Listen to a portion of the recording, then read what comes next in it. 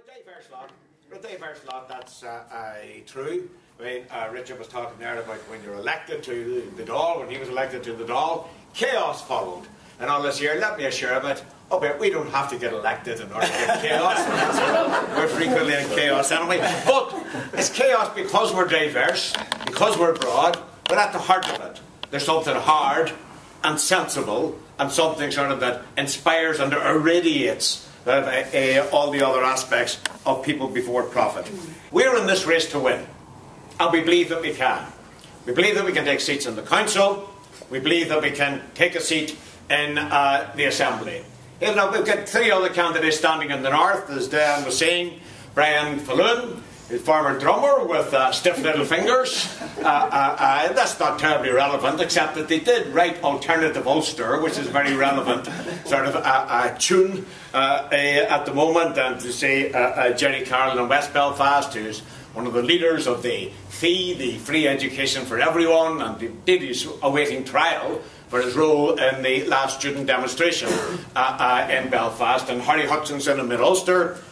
Is Harry here? He's not. No, but he's represented as Unearth or here. Michael's one of them, long-time socialist who's kept the flame alive in Mid-Ulster for many, many years. So we're hopeful that somewhere, as this, and we believe that we can take a seat. We believe that we can take a seat in the Assembly, on the programme that People Before Profit is putting together. It will have implications not only for the constituency where we might win, sort of in Foyle, for example, it will have implications all across the north. Because we know we're running sort of against tradition, or against two traditions in the north. And the conventional wisdom about our politics in the north is that they're simply constructed around the idea of communal identity. That's the way they've always been, and that's the way they're always going to be, and that it's futile to try to change that or to challenge that in elections. But we don't believe that it's futile at all. But what we do see is that for many years, when left-wing candidates entered the fray, they didn't do it with any perspective of actually winning. They did it in order to show the flag, in order to keep hope alive, or whatever the phrase would be. And we want to break with that. We want to break with that. That's not a bad thing to have done. It's not an ignoble to have done that. But the time has come, we believe, to say that old tradition of accepting defeat for the left-wing candidates before you even begin the election, that we have to break with that. We have to get serious. And one of the reasons we have to get serious is that the situation for ordinary people, Catholic and Protestant, has never been worse in terms of the perspectives for the future. Now that doesn't mean things are going to get worse than they ever were. It does mean that for the first time in many generations, that when you look around you, young people today and children today cannot expect to have a better life than their parents had. They can't even expect to have as good a life as their parents have. And that's not rhetoric, that's just a fact if you look around you. One of the things the agreement was supposed to do, and the establishment of Stormont and the Assembly was supposed to do, was in broad terms to create a better life for everyone in Northern Ireland. And that was said over and over again.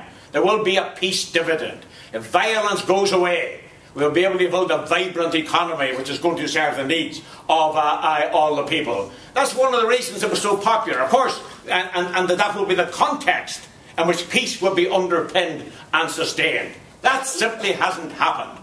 People are more anxious now, more uncertain about the future than they were 4 years ago when the last Assembly was elected, and certainly than they were at the time of the great euphoria which surrounded the passing of the agreement back in 1998. And one of our functions in all this is to give people hope. We're going into this not just slagging off the establishment, we'll do a lot of that, pointing out what they have done wrong, but actually to come with positive ideas about what can make the situation better. And to say to people, there is an alternative. It is not true that the money just isn't there and therefore there must be cuts. We hear that, as Richard said, all the time in the South. Terribly sorry, we hate to do this. Hurts us more than it hurts you, they lie. But there you are, and look at the figures. I mean, the money just isn't there. So, you'll have to continue to go to school in a tin hut. And there are tin huts in the South, There are tin huts masquerading as schools. Nothing we can do about that, because the money isn't there. That money is there. The money's there. The problem is it's in the wrong hands. It's in the hands of people who have squandered and gambled, sort of in the stock exchange, sort of in the international money markets, down through the years. And when they lose the money, of course, in their gambling, unlike me, sort of when I used to make bets with Willie Duffy, you know, sort of at Cheltenham and all that. I used to do a Yankee every day at the Cheltenham Festival.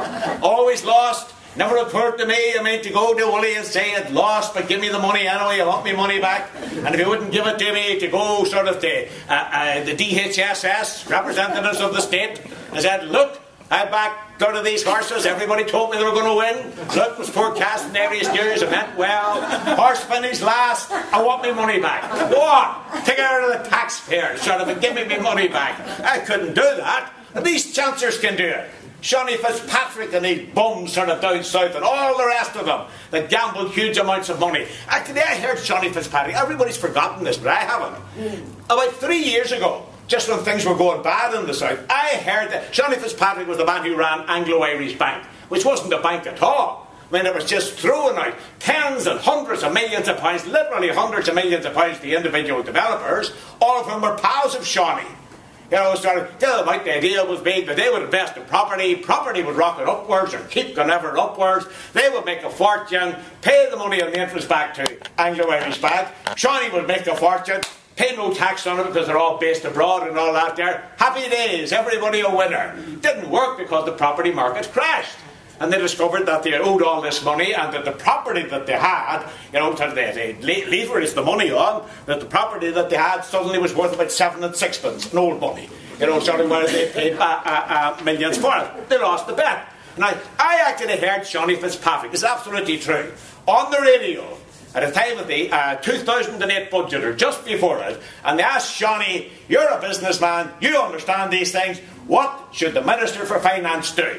And Shawnee said they would have to cull some sacred cows. What sort of sacred cows, Shawnee? And Shawnee said, well, for example, paying unmarried mothers a fortune. He says they've chosen that lifestyle. Why should the taxpayer pay them? This is the guy who was stealing hundreds of millions of pounds. And the taxpayer, and he knew it, not everybody else didn't know it at that, but they were to learn all that a short time afterwards. These people have no conscience. That they have got no compunction at all about what they're doing. They take it as their right. They think, well, that's the way things are. There are people who regard capitalism not as a system of economic organisation that we live under, but just the natural way that things are. You know, nobody created it, nobody decided on it, it's just the way things are organised. Well, it shouldn't be the way things are organised. And let me give you an example of the way we say the money's there. And there's no need for all this austerity. Now, a tax expert, Richard Murphy, hired by the TUC across the water, did a study and estimated that the amount of tax which is not paid by super rich individuals and big businesses and banks on an annual basis is £123 billion a year. A massive amount of money. I can't even imagine. If you told me, now maybe he exaggerated, maybe he got his sums wrong, maybe it's only £100 million, £100 billion a year. I can't imagine sort of what £100 billion is like. That's £100,000 million. It's about beyond the range of the imagination of ordinary people. But that money is owed to the state, and they were paying the taxes in a way that an ordinary PAYE worker has no choice but to pay their taxes. And to get away with it. And we can be specific about some of the companies involved in this. Boots the Chemist. It's my favourite example of this. Like Boots the Chemist, you see them, we're in the shopping centre over there. Nice little company, nice people working on it, nothing against them. And all that. Does anybody here know that? Some people know because I've told them, that's why they know. Where are Boots the Chemist based? Don't shout out if you know the answer. Don't give it away. This could be a quiz question. So it should be a quiz question. Nottingham. Sorry? Head office Nottingham. Ah, you see, you think it's Nottingham. Wrong. No points. Boots the Chemist live in Zog. Zog. Now, Zog is not a small planet in a distant galaxy. No. Zog is a small canton in Switzerland. That's what it is. Only 200 square miles. Tiny wee place. Boots the Chemists have got their headquarters in Zog. The point of Zog, and their headquarters consists of an office on the first floor, a brass plate outside saying Boots the Chemist, headquarters, one employee. in the canton of Zog. But all their taxes are paid in Zog, or not paid, because you don't have to pay very much tax in Zog. Zog is very unpopular if you can't. You know, Switzerland is divided into cantons, little semi-self-governing regions. And say Zog's a wee tiny one, there's only about 20,000 inhabitants. And the reason why it's very unpopular in Switzerland is that it offers even better and bigger tax breaks than any other canton. So there's an element of jealousy there. How do you get away? So Butch the chemist pays 1% tax on massive profits. Massive profits. And that's money, sort of, which is mainly generated in the United Kingdom, which ought to be going into the exchequer and narrowing the balance of payments, not the balance of payments, the budget deficit, sort of, which we're told is so big that people have to be screwed, sort of, and public sector workers have to be sacked and all the rest of it. Vodafone don't live in Zog, they live in Luxembourg. Vodafone's official title in Luxembourg is Vodafone International, VIL, Vodafone International Luxembourg. Vodafone, according to, and this is admitted by Her Majesty's Revenue and Customs, that Vodafone got off 2009-10, which is the last year for which we've got figures. Vodafone got off £6 billion in tax. £6 billion. Which would have had to pay had it been headquartered and running its operation and been tax compliant in the United Kingdom, rather than funneling all the money into Vodafone International Luxembourg over there, from where it's transferred to Guernsey in the Channel Islands. £6 billion.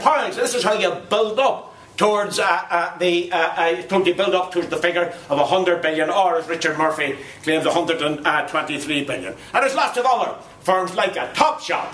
It's like a Topshop pays as money is funneled to the Channel Islands and from there to Monaco. Sort of sunny Monaco, with all these yachts and all. So I forget the guy, I forget the guy who's the managing director, the boss, or CEO, whatever he is, of Topshop. But what is he? Philip Green. Philip Green, I mean, the thief and the parasite. You know, sort of. And he lives in Monaco, where he squires around with the golden celebrities of modern culture and all the rest. And of course he has a yacht. He would have a yacht, wouldn't he? You know, so we all have money and living in Monaco. You'd be nobody in Monaco if you didn't have a yacht. You know, you take all your pals out of. These people are avoiding tax massively. Now, individuals are doing it because they are non-doms, i.e. non-domiciled. Even though they live in Britain, they've got non-dom status. One of them is Lord Ashcroft, who's the chief financier of the British Conservative Party. He's a non-dom. You know, so there's loads of them sort of avoiding their taxes. So there's at least £100 billion a year not being paid. There's the money to build schools and fund schools. There's the money to pay public sector workers and indeed to expand the public sector, and that's much needed, sort of, given the way services are being run down. Of course, you never hear of that in Northern Ireland. They say, well, nothing we can do about that. We're just a little provincial assembly here. You know, so well, maybe a little. I'll tell you what they could do for a start. They could say it. Yes. They could say it. They could shout it out loud. They could say to people, this is why. So that we are being screwed in the block grant and all the rest of it. Have any of you ever heard, well, all the talk about the budget last year, sort of the problems with it, and this minister squabbling with that minister and all the rest of it, did anybody even mention the fact that this is the context in which these problems arise, sort of in relation to a budget deficit? Not one of them did, from any party up there, because that's not the way they think. It's not something they think they can take on. But you see, it's not a Northern Ireland problem. That's why it has got nothing to do with Catholics and Protestants, so it doesn't matter in the conventional politics of Northern Ireland. That's the truth of it. You see, but of course, these things affect us. They affect Northern Ireland people the same as they affect people in England, Scotland and Wales. You don't hear anybody over there saying, you know, I'm from Yorkshire, there's nothing we can do in Yorkshire about this, so we'll just forget about it. You know, I mean, our county councils over there have nearly as much power as the Stormont Assembly. So you don't hear them saying that. You don't even hear it said very much in Scotland or Wales, where they got assemblies. But over here, we've got such a distinctive and peculiar sort of political system and system of political allegiances that they can say it's got absolutely nothing to do with us. What they should be doing, what somebody in Stormont should be standing up and saying, is that when we look across the water, we shouldn't be looking to the Treasury, we shouldn't be looking to Westminster, we should be looking to the streets where 500,000 people marched last Saturday. That's the only thing that's going to move this type of thing onto the agenda. Because of course we're not saying we wouldn't wouldn't be so naive as to say that you can get this type of issue onto the agenda simply by making moral appeals to government. The only thing that they listen to in this context is the sound of marching feet. Masses of people, and we're not talking about a few people that are smashing windows or anything like that, though there are times when I think if they're going to smash windows, there's nothing that I as a private individual can do about it, so let them get on with it. Nothing to do with it. But what we favour is mass mobilisation. Hundreds of thousands of people, we've already seen that. There are already millions of people. That's what the Stormont Executive and people in it and in the Assembly should be talking about, and encouraging people here to get mobilised in the same way.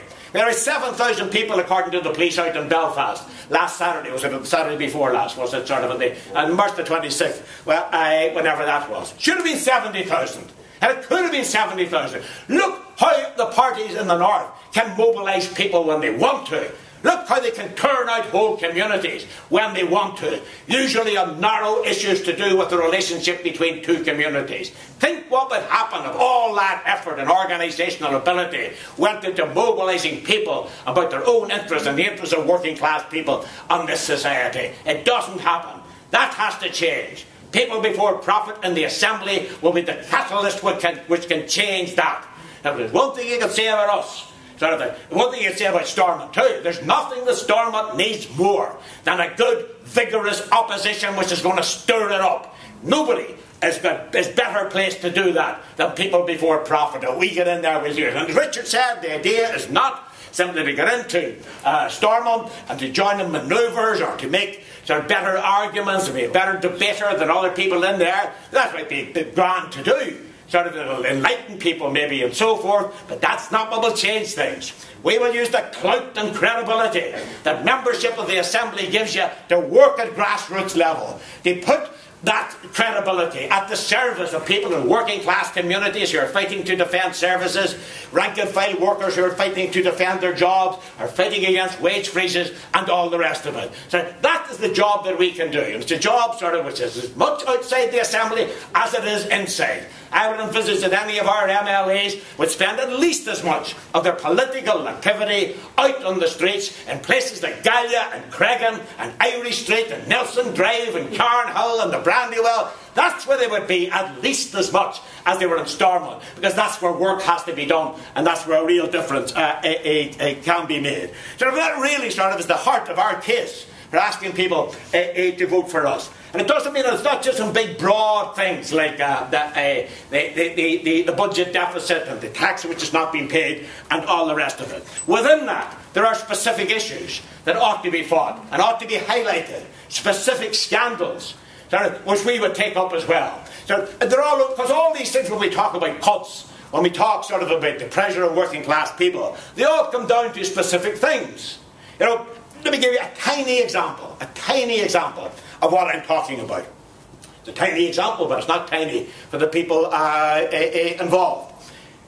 This year, music therapy for children with disabilities was abolished in Northern Ireland. Not put back, not cut in one area and not in the other. Wiped out. And the chances are, if it stays like that for a year or two, it'll never come back again. The expertise will be gone. The tradition of doing it will be gone. The place in the curriculum will be gone. Now, if you don't know what music therapy for children with disabilities is, it's actually teaching children who in many instances can't speak and sometimes can't see. And people think there's nothing in there. That they're just empty shells. Music therapy is a way that, for example, this is not the only form of it, actually enables those children to make music by moving around in a space, in a wheelchair, for example, possibly in a wheelchair. I have heard a child play Danny Boy perfectly in a wheelchair by moving around space with a force field and so on. Quite expensive to do. But when you see that, and when you see a face, and I'm not being patronising, well, maybe I'm a bit but this one struck me at the time. When you see the light and eyes and you realise suddenly there's a lot in there. There's a lot in there in that child that never was getting out. And this has done it. And it takes two people to do it, and one-to-one, two people servicing one child at a time. Very expensive in general terms. So and that's why it would have been cut out. somebody would have gone down sort of the list and say, what's all this? What's that item there? Music therapy? Many people, what's the uptake in that music therapy? Oh, whatever it is. Only 230 people right across the north and all that expenditure. Cut that. The pencil will go through it. They don't know what they're dealing with. They don't care, but the only thing that they understand is the bottom line on an accountant's ledger when they're deciding on what they cut. That's only one example. You could go over it and over and over again. Already we've had cuts, disastrous cuts, without waiting on what's to come in domiciliary care in this town, for example, where the Western Board has privatised a few years back. What they've done is cut down on the amount which given in contracts to private companies. The private companies, they have cut down on the hours that people are given sort of in domiciliary care. And you get, for example, somebody who had a half hour of somebody coming and visiting them sort of every morning and a half hour in the evening. And that's cut down to just the morning. Now, if, for example, you're an elderly, infirm person, you're a family with an elderly, infirm person, and you've become used to that service, it means, for example, in people who get problems sort of in the bathroom and the toilet and all the rest of it, sort of, and you can't do it, that's a huge difference to the life of the person concerned and the family around them. That is 1 half hour instead of 2. There are probably people in the audience, I don't know, who will know people that has happened to. That's a little cut, you might think. Doesn't amount to much. Probably, I don't know what it is in this area, probably a couple of 100,000 quid or something, if that. So not a huge amount of money in the great scheme of things, but it's had a huge effect on people. They're decent people fighting to tear some dignity from life, and then this is done to them. So these are the human realities of the cuts. Human realities are low-paid public sector workers who are subjected to a barrage of abuse day after day by private interests and private interests in this town, saying me, it's far too bloated, far too many of them, and actually there's not nearly enough of them. Look at the many people we need in our youth service in this town, apart from anything else. Just one example. We need more public servants in roles like that. Not fewer of them. They've got anybody earning £21,000 or over, the public service has just been subjected to a wage freeze.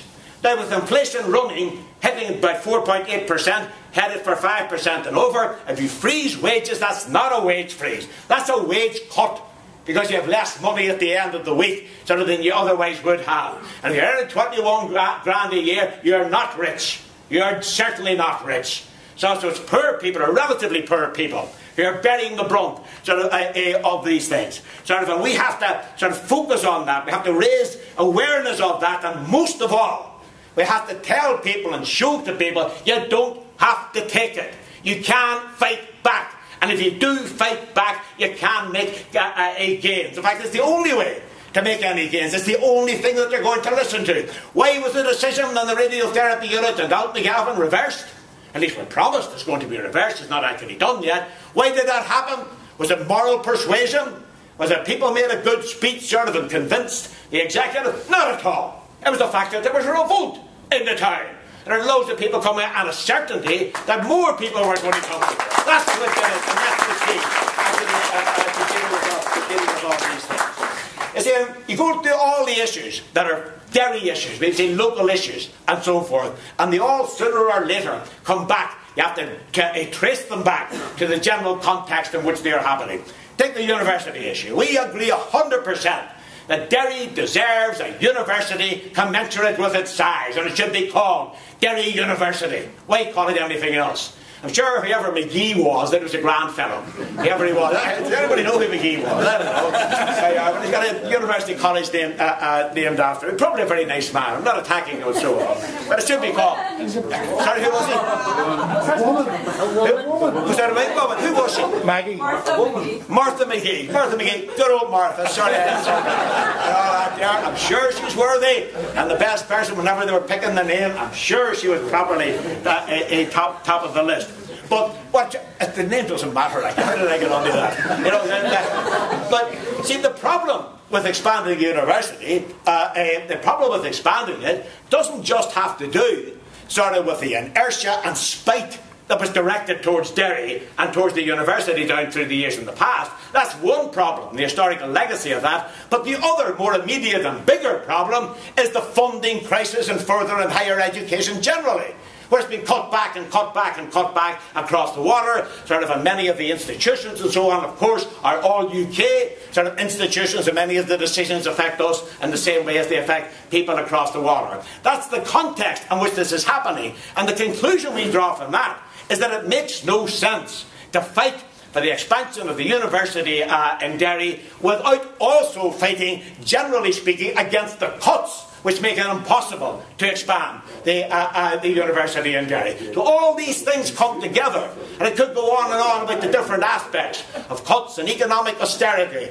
It's all the same struggle. All the same struggle. Let me just say this to finish. We believe that the time has never been more right sort of to make the intervention that we are making. 30, 40 years ago, if you looked at what was happening sort of in Derry and so on, it makes sense. I come from Rossville Street, about 10 Rossville Street, directly opposite where the Pilots Row Centre is now. Sort of little terrace house. That's where I come from, where I was brought up. When I was a kid, it made sense to say that one of the reasons we had to live there in very poor circumstance is that we were Catholics, and therefore we couldn't get a house, and if my father could get a job, it was a lowly job. So to rebalance our society and our city between Catholics and Protestants, to make it more equal, made sense. It made sense, sort of, and that's what the Civil Rights Movement was about. But it wasn't the only sense. It wasn't the whole of the sense. And nowadays, it makes no sense at all. Nowadays, you can't talk about solving the economic problems of any section of our society by changing the balance between the two communities, as we call it. There is no solution to problems arising from poverty and oppression in the Catholic community, which would not also be a solution to problems arising from poverty and oppression in the Protestant community. Now, in this century, we'll all rise up together, or we won't rise up at all. And that's the way we define ourselves and would register at Stormont, not as unionists or as nationalists, but as other. We'll stay outside that, and we believe that has an appeal to a very wide range of people who don't just want to get over the fighting and the sectarianism and all that. They want to get over the whole thing. They want to get over the whole Catholic and Protestant thing. That doesn't mean that anybody gives up their identity. You have some grey political and ideological personality and so on. But the place that you come from, the community that you come from, people won't forget that for generations, if ever. You'll know where you came from and so forth, but it doesn't have to be the sole or the main basis of political allegiance. It doesn't have to dictate everything about you in society. We'll proclaim that, we'll argue for it, and we'll argue for policies which make that real.